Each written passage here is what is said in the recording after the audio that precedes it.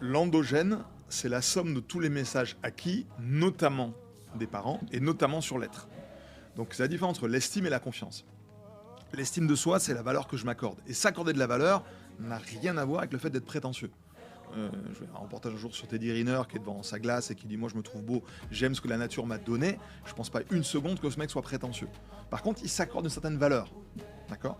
Donc ça, c'est la somme de tous les messages, alors je vais prendre un terme un peu technique, mais introjectés, notamment parentaux, mais ça peut être aussi des profs, ça peut être d'autres figures qu'on a croisées, qui structurent le fait que moi, je m'accorde de la valeur.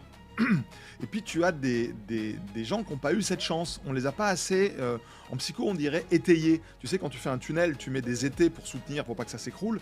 Donc quand tu es étayé sur un certain nombre de croyances sur toi, qui est, ben, moi je suis capable, je suis courageux, voilà. Alors la bonne nouvelle, c'est que ça peut se refaire avec le temps. C'est-à-dire que c'est jamais fini un être humain, tout est en mouvement. Donc il y a des gens qui se sont étayés tardivement. En fonction de rencontres qu'ils ont faites. Ils sont rarement étayés tout seuls, par contre.